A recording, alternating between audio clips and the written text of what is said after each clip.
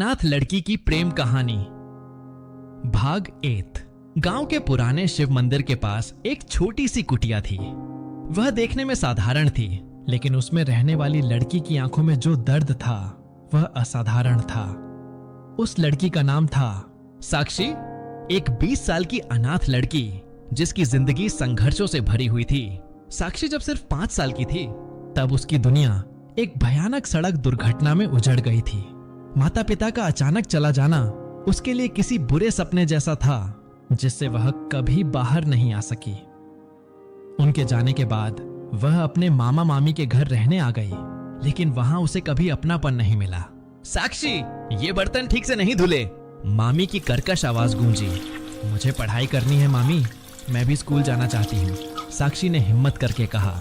मामी ने ठहाका लगाया, हाँ पढ़ाई, तुझ जैसी बेसहारा लड़की को रोटी नसीब हो रही है, वही बहुत है।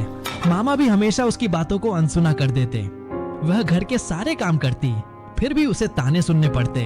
हर रात जब सब सो जाते तो वह खिड़की से चांद को निहारती और मन ही मन भगवान से पूछती, क्या मेरे लिए भी कोई ऐसी दुनिया है जहां मुझे प्यार मिले। एक दिन गांव में एक नया स्कूल खुला जहां गरीब और अनाथ बच्चों को मुफ्त शिक्षा दी जाती थी। साक्षी के मन में उम्मीद की एक किरण जगी, लेकिन मामी मामा से अनुमति मिलना आसान नहीं था। उसने बिना किसी से पूछे स्कूल जाना शुरू कर दिया। हर रात वह घर के सारे काम जल्दी जल्दी निपटाती और सुबह चुपके से स्कूल चली जाती।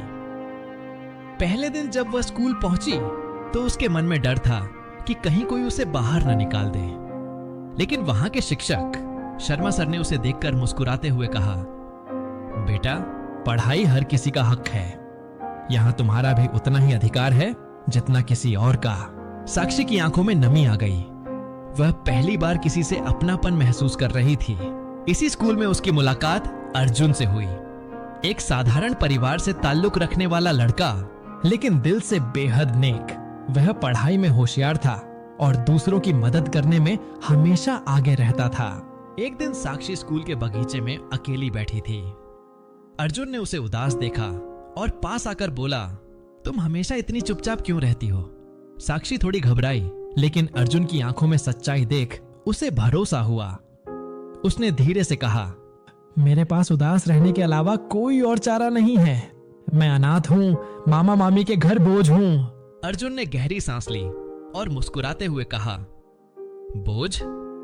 साक्षी, तुम बोझ नहीं हो, तुम तो एक सितारा हो जो अपने दम पर चमक सकता है।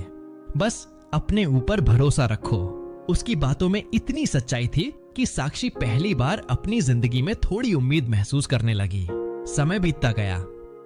अर्जुन हमेशा साक्षी की मदद करता, उसकी पढ़ाई में भी और उसके आत्मविश्वास को बढ़ाने में भी। धीरे धीरे उनकी दोस्ती गहरी होती गई और फिर यह दोस्ती एक अनकहे प्यार में बदलने लगी। एक दिन अर्जुन ने साक्षी से कहा, तुम्हें पता है साक्षी, जब मैं पहली बार तुमसे मिला था तब मैंने सोचा भी नहीं था कि तुम मेरे लिए इतनी खास हो जाओगी। लेकिन अब मैं समझ गया हूं कि जिंदगी में कुछ रिश्ते बनते नहीं, बस अपने आप बन जाते हैं। साक्षी की आंखों में आंसू आ गए, लेकिन इस बार वे दुख के नहीं, खुशी के थे। उसने कांपते होठों से कहा, मैंने कभी खुद को प्यार के लायक नहीं समझा। अर्जुन ने उसका हाथ थामते हुए कहा, प्यार काबिलियत का मोहताज नहीं होता साक्षी, यह दिल से दिल की बात होती है। उस पल साक्षी को महसूस हुआ कि वह अकेली नहीं है।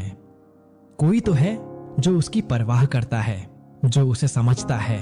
लेकिन क्या समाज उनके इस रिश्ते को स्वीकार करेगा? क्या साक्षी अपने अतीत के दुखों से बाहर आ पाएगी? कहानी जारी रहेगी दूसरे भाग में।